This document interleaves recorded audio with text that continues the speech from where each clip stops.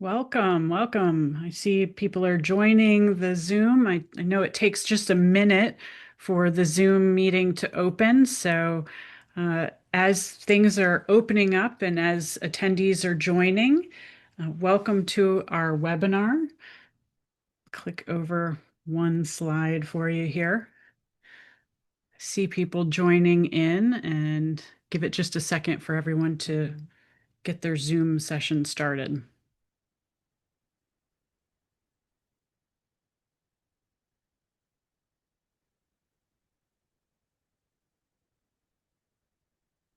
We have a few administrative things to do here at the front. So while people are joining, I'll welcome you to our webinar, Scaling Authentic PBL in Secondary Schools Without Adding Complexity. My name is Vicki Wolf-Bender. I'm the Senior Director of Sales and Marketing at PBLWorks. I'm pleased to lead this webinar and share our newest product, PBLWorks Teach, with you.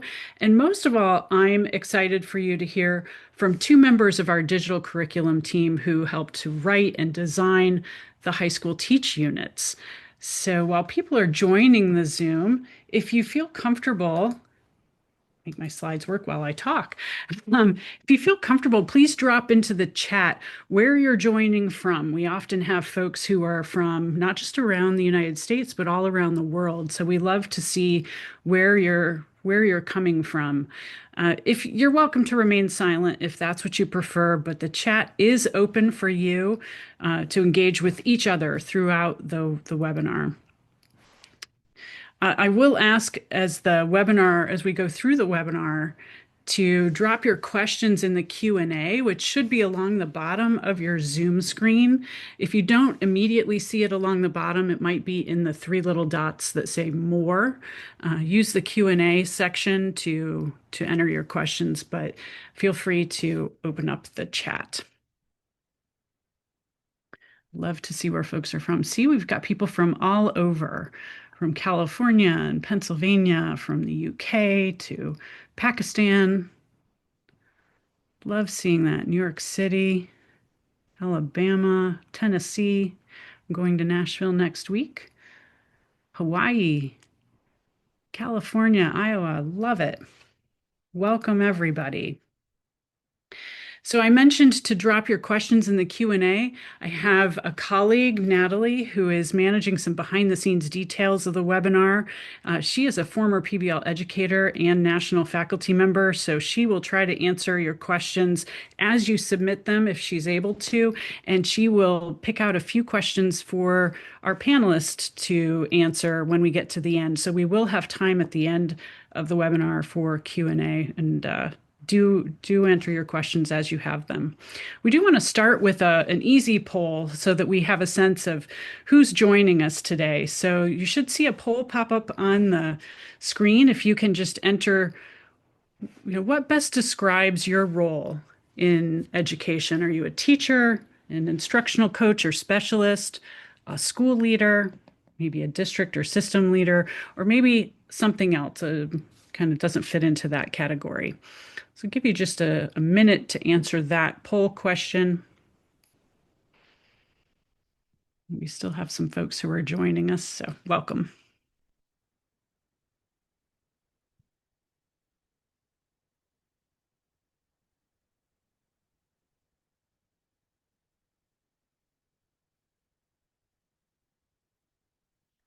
Give you just one more second to answer that poll question.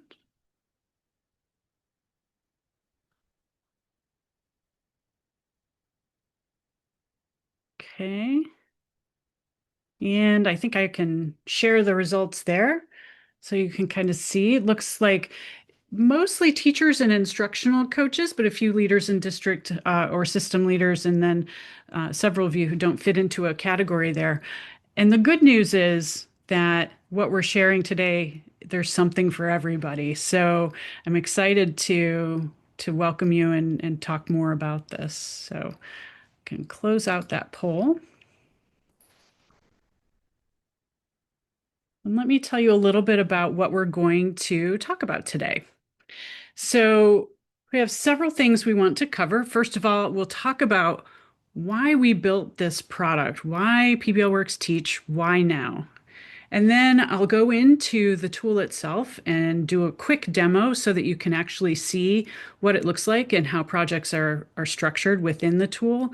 And then I'm glad to have some time with our two panelists, Telena and Larissa, both of whom are here to kind of talk through some of the projects that they participated in and helped with. Telena has been with PBLWorks since about 2008. She has been a national faculty member and several roles landing in the instructional design area. So she's got a lot of experience. Larissa joined us a couple of years ago and has had several roles in teaching and curriculum coordination at the district and national level. So she brings a wealth of experience to us. So I think you've got some really great folks to hear from today. So let's start off with, oh, and I forgot to say, sorry, at the very end, I mentioned that we would have time for questions, but if you hang around, you'll also get access to a link where you can try out PBLWorks Teach yourself for 14 days, no cost. You can play around and you can see if this is something that will work for you and your school. So hang out till the end and we'll have that link for you. I do want to note, because this is always a question, that we are recording this and we will send you the recording. So we'll have that to you probably by Monday. It usually takes us a day or so to get everything packaged up. So we'll have that to you via email. So we will get you the recording. All right, so why teach? Why now? Well, we don't have to tell you that education is a tough business. It's never been easy, but it seems to be more and more challenging right now for teachers and leaders. You face issues like funding uncertainties, teacher shortages, student learning losses, assessment gaps, and increased community scrutiny. Now, we won't claim to have a magic wand for every issue you face, but we do offer a reimagined approach to teaching and learning that we believe can help. We all got into education to make a difference for students or for educators or for both. We wanted to inspire them, motivate them, help them exceed in life or whatever success looks like for them. To do that, we need teachers who can do and be their best in the classroom every day. And we need school leaders who can support and create the environment for that to happen. We really all deserve that. Well, we believe that project-based learning is the answer to that call. It is the reimagined approach to education that provides students with the agency to make their learning meaningful. It is the way good teachers want to teach, cultivating both content and success skills simultaneously in hands-on and relevant ways. And because of that, it can be one answer to some of those juggernaut problems of our day, things like student engagement or absenteeism or teacher burnout. At PBLWorks, we've seen the benefits of this for more than 30 years. The research proves that PBL leads to deeper, more meaningful, engaged learning for students. And the teachers we've worked with agree. They've participated in our professional learning, and they think PBL is an answer, but they do have questions. Is PBL one more thing on an already full plate? Does it take away from the content that the students are tested on? And it can feel difficult to design your own projects from scratch. Meanwhile, we've also worked with a bunch of leaders, and the leaders who participate in our professional learning share similar questions in addition to how do you assess students in PBL? How do you prepare educators of all levels to teach project-based learning? And how do you scale it consistently across a school or a district? Well, we hear you. And at PBLWorks, we believe that implementing PBL should be powerful, not overwhelming. So to address that, we built PBLWorks Teach. Teach is teacher-facing. It's a web-based application for schools that want an easier way to implement PBL. It provides ready-to-use, standards-aligned project units for math, science, ELA, and social studies. Today, there are more than 50 expert crafted PBL project units for K through 12. And good news, we have even more coming this spring. Now, if you've been around PBLWorks before, you know that we believe very strongly in gold standard PBL, and all of the projects are gold standard. They have been intentionally designed with these 7 essential design elements and these 7 teaching practices in mind. If that's not familiar to you, if gold standard is something that you haven't heard of before, we have a bunch of information about it on our website. For this webinar, I want to dig into the demo and be sure that we have time to hear from our panelists. So let's go to our demo. And for this, I'm going to have to switch over to Teach. So this is the Teach platform. And I have already logged in, but the login is very simple. It's just based on your school email account. There's no password to remember. It's just a login from your school email. And you can search through all of the projects that are available. In this case, I'm going to filter to just the high school projects. But I could filter to, I just want to know the math high school projects or maybe social studies. But you can see that the projects through these cards are visible here. And I can preview a project and look at the preview of it, or I can dig right into whatever projects I want to teach. So I can also filter, by the way, by some success skills like collaboration and creativity and problem solving. So you can scroll through and find what's the project that really interests me. And I'm going to check out this Is Seeing Always Believing project. Every project starts with a driving question. So this driving question is, should we believe what we see in the news? That's a timely and important topic that everyone should be thinking about. Our projects are all structured similarly in the sense that what the format that I'm showing you in this demo is replicated in every other project, regardless of high school, middle school, or elementary school, and regardless of the subject matter. So there's an overview page, which we're on now, and it starts off with kind of a project overview video, and it's about 2 minutes long. It would tell me a little bit about what this project covers. There's a little bit of a project at a glance information, a summary that tells me this project is we're going to look at some news and create an infographic, learn about news consumption. How do we know if it's real or not? And then there's a public exhibit featuring some redesigned stories and media literacy tools. This is a grade 9 and 10 project. It takes about 3 weeks, and it covers informational writing and media literacy and that important success skill of critical thinking. There are learning goals and standards tied to this project, and you can hover over these and see that they are connected to Common Core ELA standards. You can hover over that and see all of the different learning goals and standards. There are also the success skills goals, so you can read more about each of the success skill goals tied to this project. Every project has 2 products. One is an individual product, in this case, a quick guide infographic that each student will produce on their own, and a team product, in this case, a redesigned news story that the students will work in small groups together on.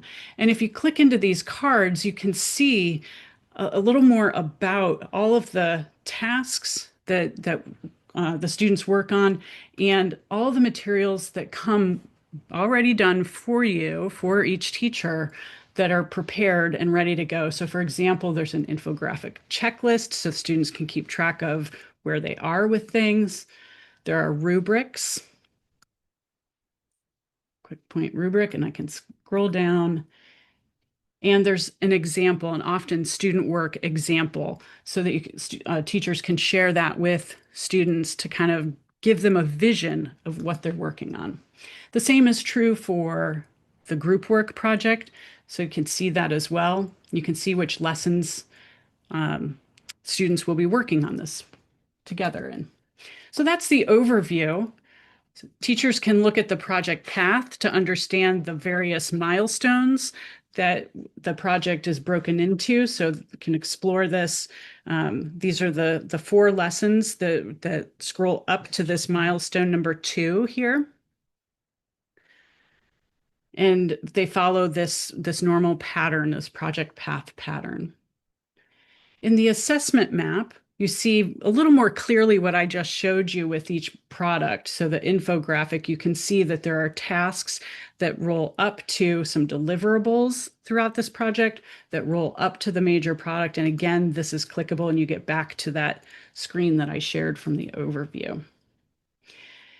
Every project has a resources section so that you can see there are a bunch of resources for teachers in here. We'll dig into this in just a second. Over on the left, there are lessons. So remember the milestone. Milestone 1 has a couple of lessons. We're launching the project here. In milestone 2, we're getting the project going. So I'm just going to click into one of these. This is lesson 3. And again, we've got kind of a structure for this is an overview for the teacher to get prepped for teaching this lesson. There's some summary, content standards, and success skills that are covered in this lesson. What are we doing here? This is the task that they're working on. And guess what? They're handing it in. What learning goals are they working on here? And there's a checklist for teachers to get prepared for this particular lesson. Then if you go to lesson steps, we can expand everything here. And the lessons are broken into kind of 4 groups. We start off with an engage portion of the lesson where we get students prepared for learning. And you'll notice that everything is prepared for the teacher, is already there, including here are the slides that are covered in this part. Then there's a mini lesson. This is part 2. And again, here's a key activity of what they might work on. The third part, scrolling down, oh, I want to come back to that right there, is work time. And so the students are going to work together or individually on whatever the product is they're working on. The last part is debriefing and reflecting. So every lesson follows those 4 key steps. But I want to show you how in these lessons for the teacher, there are pro tips to help guide them through the lesson. And not in every lesson, but in many of them, there are videos to help walk a teacher through a particular part of the lesson. So it might be a thinking routine, as in this case. It might be, hey, here's something you want to watch for as you're moving through this part of the lesson. I'm going to just click on this and see if this will play for us. Just not the whole thing, but just very briefly. Students are about to dive into the Act Up thinking routine, and it's a powerful moment. This is where they start learning how to question the media they consume together. But for Act Up to really work, students need to trust the process and each other. So I'm not going to play the whole video. I wanted to give you a sense of how these coaching videos are just in time at that right time in the lesson for teachers to feel like they have exactly what they need at that moment. And these are from our PBL coaches. John Larmer is a legend in project-based learning, so you hear straight from the legend himself. So that's how the lessons are broken down. Sorry to scroll so fast for you, but I want to get back to the top to again say each lesson has resources as well. So these are the resources just for lesson 3, but you can filter to whichever lesson you need. One thing that I think is especially cool is that within the lessons, there are student handouts and slides. I should have shown this right here. There's a slide deck right here that you can just click through immediately, but each of these things are customizable. So you can customize the slide deck and it saves it right within Teach. So you've got your own copy of that slide deck or your own copy of that handout. And as you finish a lesson, you can mark the lesson complete. And instead of just saying it's done and move on, you can say, this lesson took about 45 minutes. You can respond to a few of these questions, and it saves it for the next time um, you're teaching this lesson. And so I don't have reflection notes, but when you say save and mark complete, it gives you a little bit of confetti to celebrate. You'll notice at that point, it wants to take you directly to the next lesson, which makes sense. But over here on the left, it checks off where you are. So ideally, you'd see check marks on lesson one, lesson two, lesson three. And so you would visibly be able to tell, here's where I am in this particular project. Since I just jumped in and started with lesson three, we only have one check mark, but you get the idea. So that's a quick look at a project, a lesson. They're structured very similarly. There are other components that come with Teach that I think are especially powerful. For example, there's a community that allows teachers to interact with others using the Teach platform, and other PBL experts can pop in and answer questions.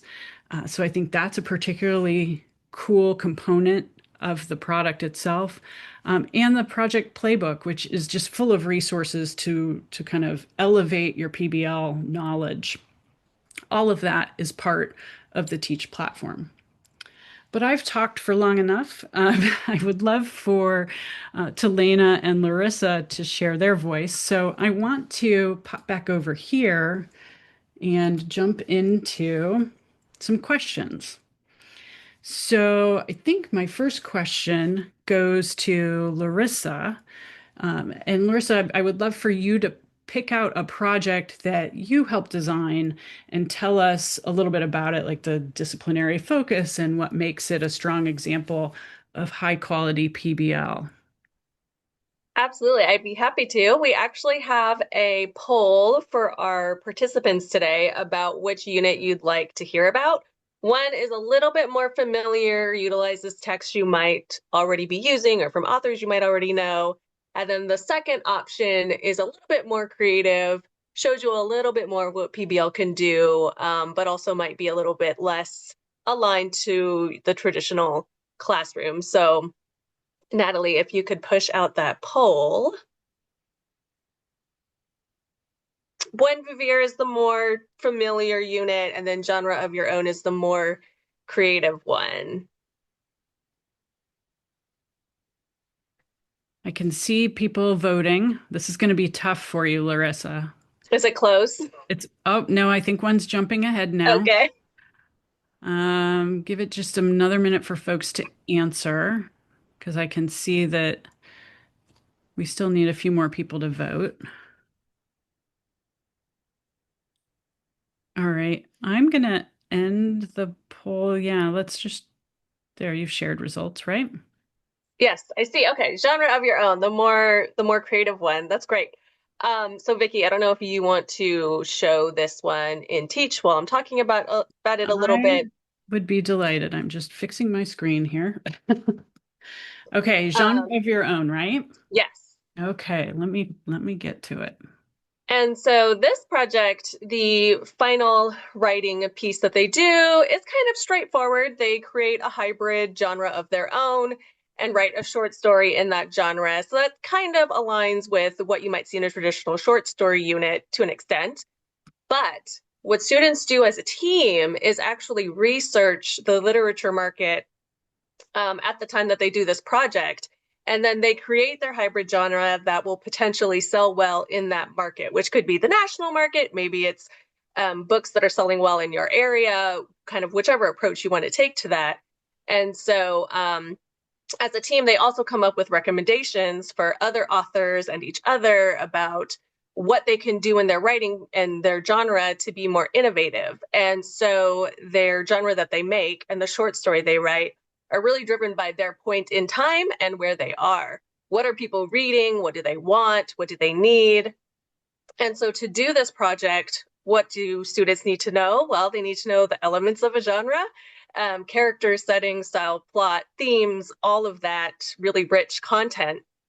And then they also need to read some hybrid genre stories. And so in this project, we give you a fantasy horror short story, an Afro-Jujuism short story that's written as a recipe, and a lyric essay. And so what are the elements of a genre? And so students analyze that and as they read these short stories, and then they think about in the context of the research they did, why will people read the short story that they write? And so by the end of the unit, they've built research skills, they've developed a really deep understanding of narrative elements and how to manipulate them. They defined their own genre using that knowledge, and they worked really hard on the success skill of creativity. That's a lot. Yes. I'm going to bounce back so folks can see the next question. So I apologize that I'm going back and forth for everybody, but I do think it's important to be able to see the question. Natalie is popping the questions into the chat so that you can keep it while I go back to teach and show things. So here's question 2. So using that project that everybody voted for, how did you ensure strong alignment to the secondary content standards while still making space for inquiry and student voice and choice? Yes, I love this question because oftentimes PBL gets accused of being soft on the content, or just kind of being a fun thing that they do. And actually, with this project, when we start with the writing standard, which is narrative writing with a focus on sequencing techniques and narrative elements, this is an 11th and 12th grade project. And so by that point, students should be able to really dive deep into those literary elements and use these techniques to define and write in their own genre. And then they build those writing standards through reading. And so they analyze really unique structural and stylistic choices in those texts that we give you. They really explore, like, how do hybrid genres blend these conventions? They dive deep into that word and what that means. They get to watch a video of real authors talking about what it means to them to blend narrative elements into their own hybrid genres. And so while students market reports in their research, they might come up with similar findings because the market is what it is. But they get to choose what to do with that information to create their own genre. So maybe they want to kind of appease the market, keep giving them what they have, or maybe they want to shake it up and do something new. Maybe they think people are bored of reading the same books, and now here is something that's totally new and interesting. And so they work as a team of authors and to kind of create and share that independent voice. And then they have the choice to create a genre that just doesn't exist yet and that they can kind of think of as a new contribution to the world of literature. Sounds fun. So I'm going to pop back. And question 3 there. I think this is still for you, Larissa. So what does implementation look like within a high school course? How does this project fit into a semester sequence? And where do you find that teachers typically flex pacing? Because I know that many teachers often ask about pacing. Absolutely. So I mentioned this at the beginning. This unit might replace your core curriculum unit on short stories and is hopefully a little bit more of an interesting take on that kind of familiar unit that you might see. And if your required text list is a little bland or outdated, this unit in particular gives you some really interesting options from a really diverse range of authors. And overall, our Project of ELA projects or our library of ELA projects includes units that include kind of common text that you might already teach, but also some projects that include those texts you've never seen before. And so our units are scoped for about 15 to 16 45-minute lessons, but you can obviously, and you can flex that for whatever your period, whatever your school schedule is. And it can be expanded into 20 lessons, if you want to dive deeper. And in feedback from pilots, we've seen that students themselves say they wish they had more time to work on their writing, which, how often do you hear kids be excited about that? And so, if you need to give them a couple of extra days for that, you have, the power to do that, because our curriculum is really written for you to teach students, not a curriculum. So if students are already proficient in, one lesson, skip it, go to the next one. If they need more practice, we actually offer optional and extension activities that let you dive deeper, try teaching something in a different way. And so, yeah, our curriculum just has a lot of options, and we don't really necessarily say that you have to stick to this exact project path. There's a lot of tips and advice for how to localize a unit or make it fit for your context.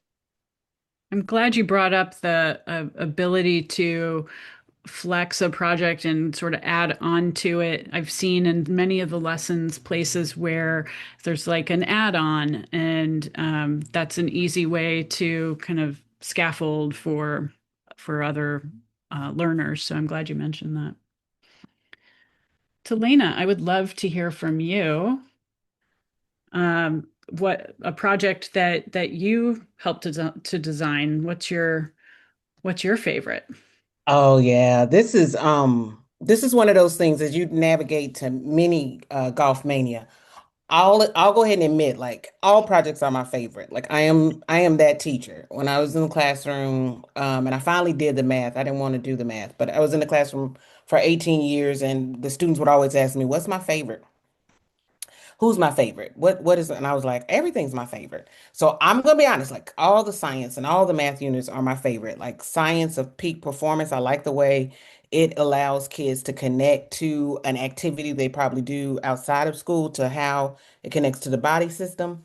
I love mini golf mania because of its connection to kids as well. But I have to admit, the math teacher in me, if you click on the project path, um, like I get really excited about the fact that we can talk about circle theorems. Like that is the driest, most like fall off topic that kids never want to like really sit through. Well, really all the theorems in high school geometry make it painful. And so I just love the way we're creating a fun thing that most kids have experienced. Most kids have played like putt-putt golf or mini golf in their area with geometry principles. So as the project path shows, like they're starting with obstacles, like they have this fun entry event where they're trying to win through an obstacle course you create.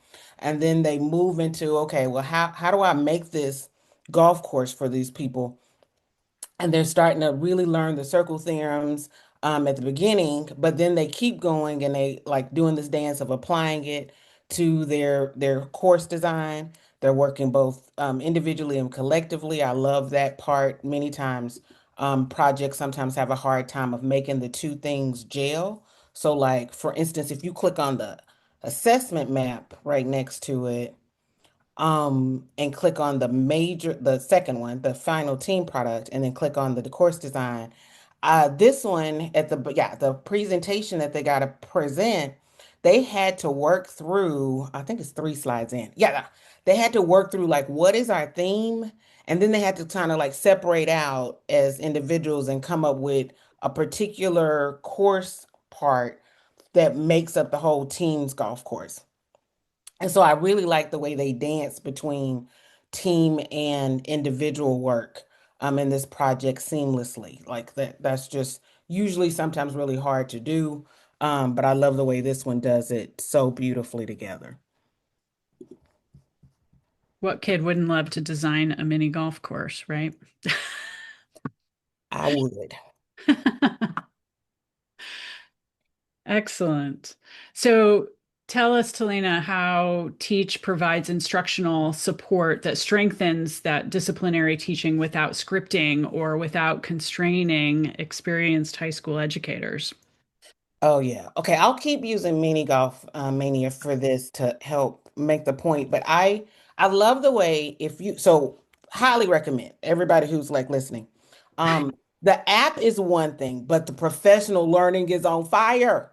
So you can have a person come out and help your teachers break down the projects that's in here. And one of the things that happens in the PL that we give is we often say that we don't want you to do these units with integrity. Like that's become like a really bad word in education because people hear, oh, I got to be scripted. I got to be really like set. No, we're talking about being integrity in your implementation. Like keep to the spirit of our implementation of this. And so as you maneuvered for me, thanks so much to lesson one. If you go down, one way that we already just even have it built in that you need to have a voice in it is how kids are going to present with a person. So go back to the for the Oh, prep sorry. part, yeah, and go down just a little bit. I think it's almost to the bottom of the prep. Yeah, right there. Um, every project does this, but this one in particular, that last bullet point, like it's giving you some ideas about who you could bring in for the kids to speak to, but you have the ability to pick whoever you want, however you want. Just keep to our spirit of the kids need to present to someone. Don't cut that out as you keep to the integrity of our unit as opposed to fidelity of trying to make sure you follow word for word. I also love the way our units can allow you to have the real assessment flexibility that you need. And so, like, as you go to lesson three, we have great handout resources for you already built into it.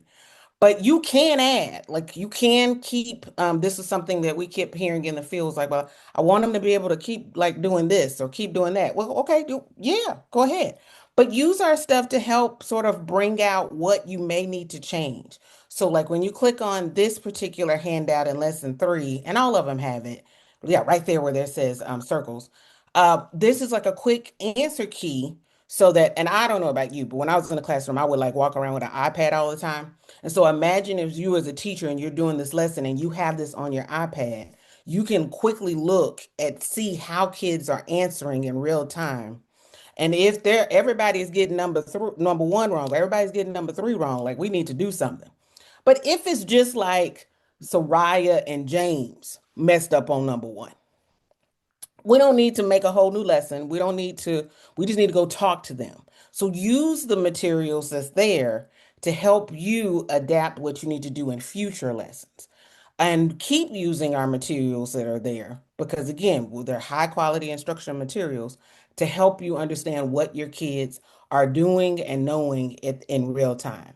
And I cannot emphasize enough how helpful it is to like do that in the moment as opposed to later on at night when you won't have the energy to keep looking. I think you're speaking truth there. Let's jump back over here.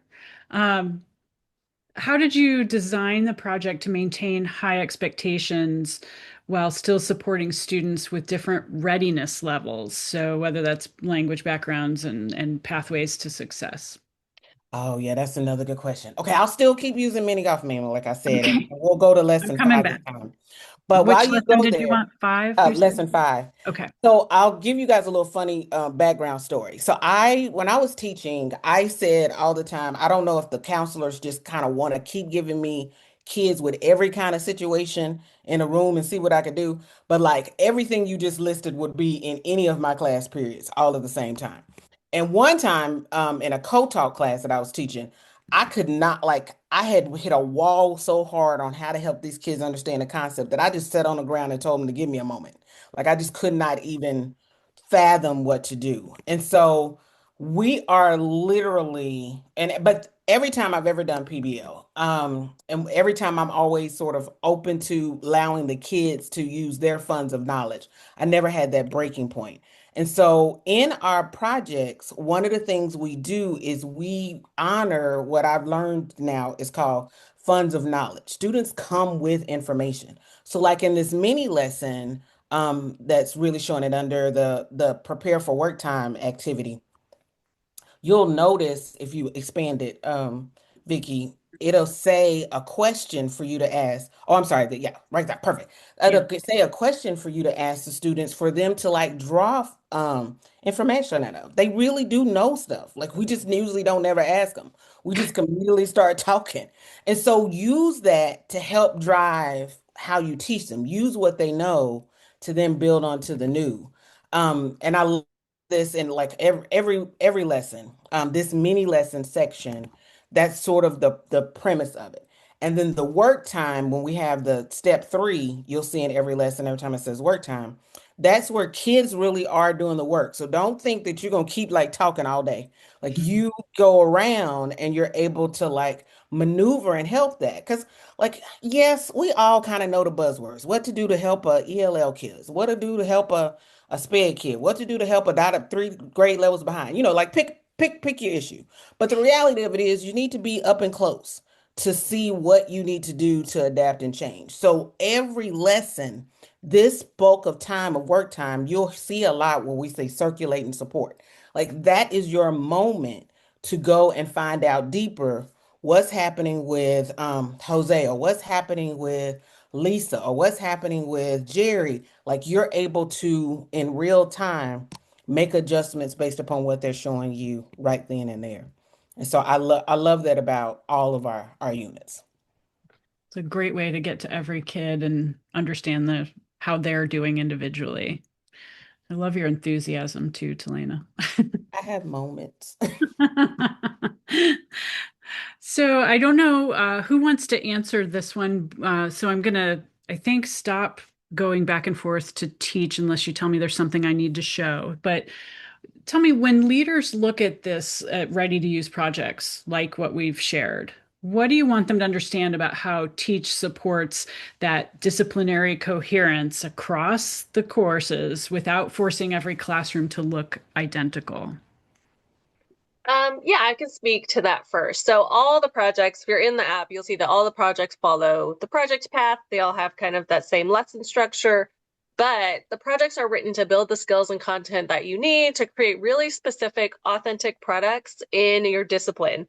And so each project at that level is a very different learning experience because they're all really rooted in the real processes that people go through in the world outside of school. So even though, so you have this very familiar PBL structure for every unit, but when you're teaching it, it's really a unique experience for every project, even within a subject. That's great. That's great. What about, and let's jump here. Um, how does Teach support high school teachers who might be newer to project-based learning while still respecting the expertise of educators who deeply know their discipline and may already be on that PBL journey and designing their own projects? Oh, okay. So I got again a crazy situation. So when I first started teaching, okay, I told y'all 18 years, right? So that was I started in 2005, and there was hardly anything out there. Yet the school I was at was like, we do PBL. So I was like, oh, okay, I'm gonna do this. Oh my God, y'all, it was rough.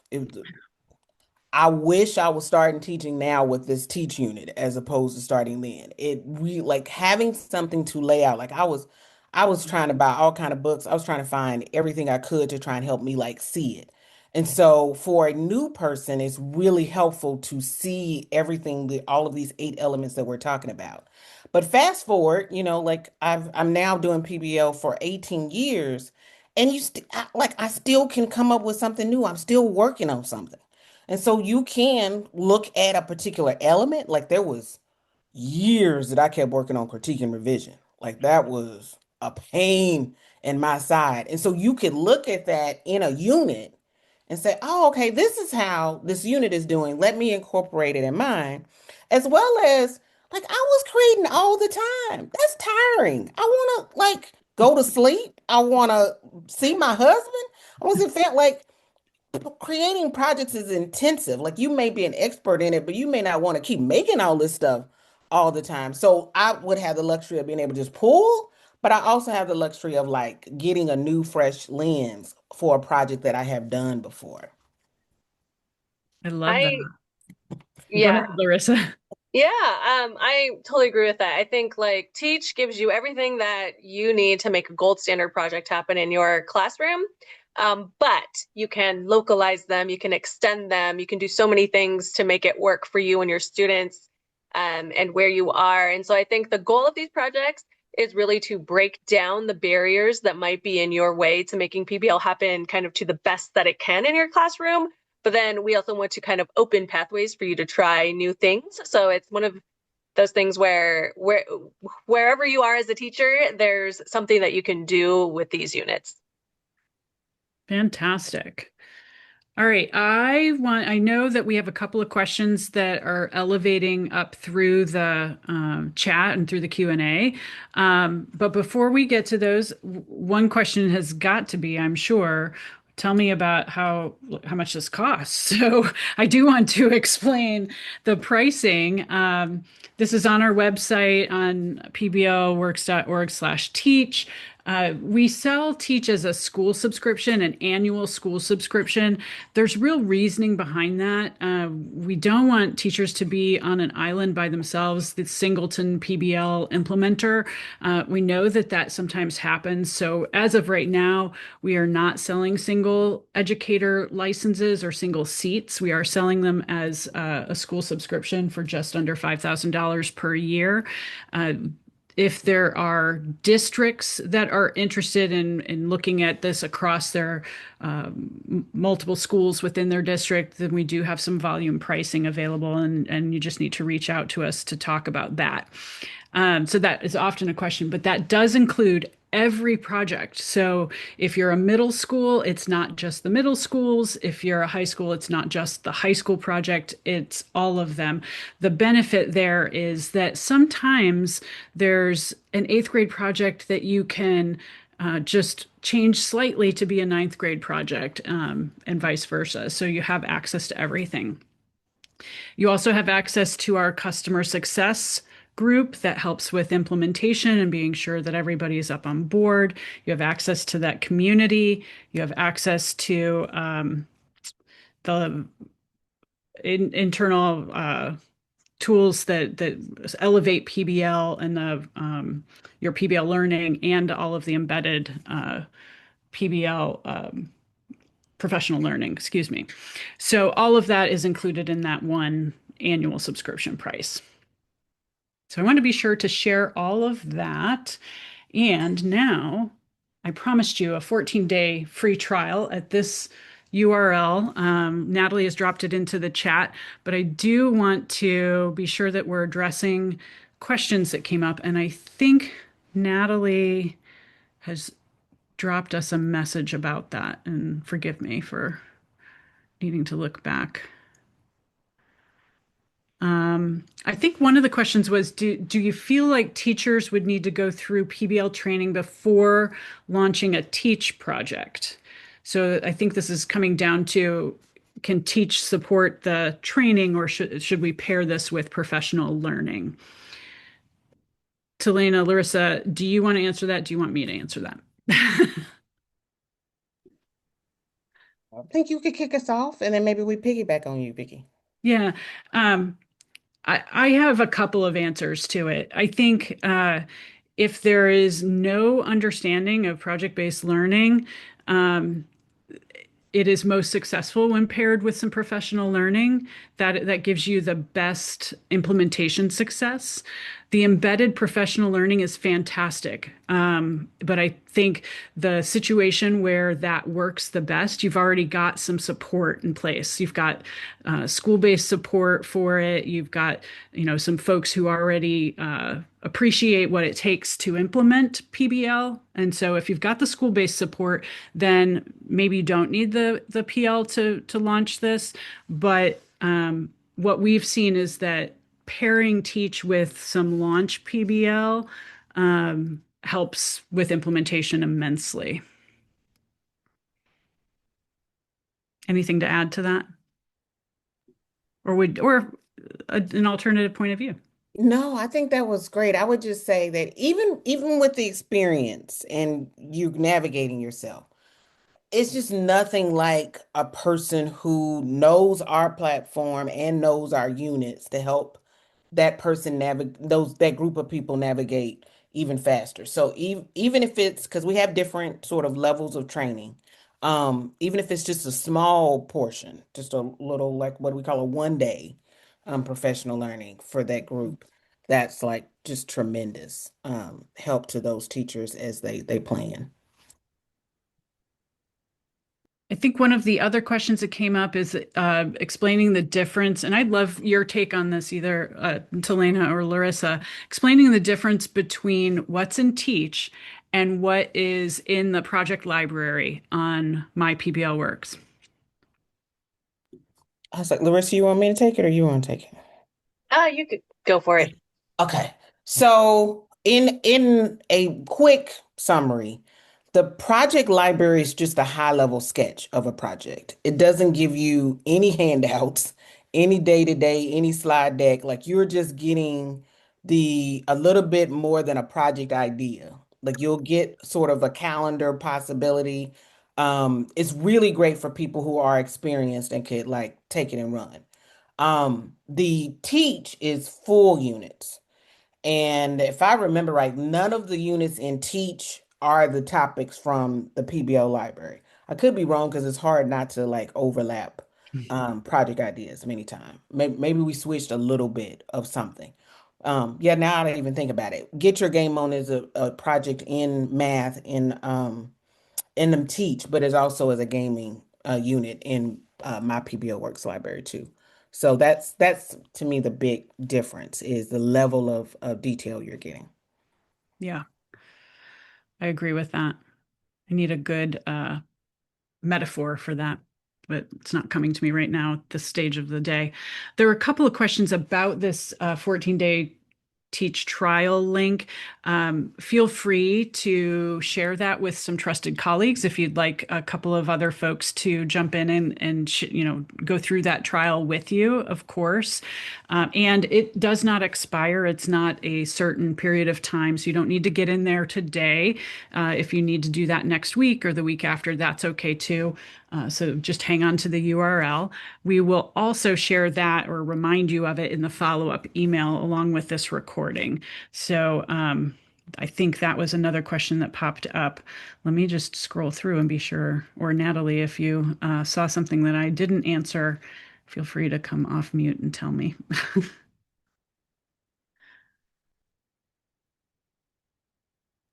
No, those were the two recurring questions. So, Fantastic. yeah. Great. Um, well, we very much appreciate all of you spending your time with us today, and I hope it was insightful, and I hope you learned something about PBL and PBLWorks Teach. Um, if you if you are interested, by all means, let us reach out to us. We would love to dig in deeper and see how PBL and PBLWorks Teach could fit in at your school, in your district, and within your context. We would be happy to talk with you further about that. But thank you for spending your day with us, and everybody have a great evening.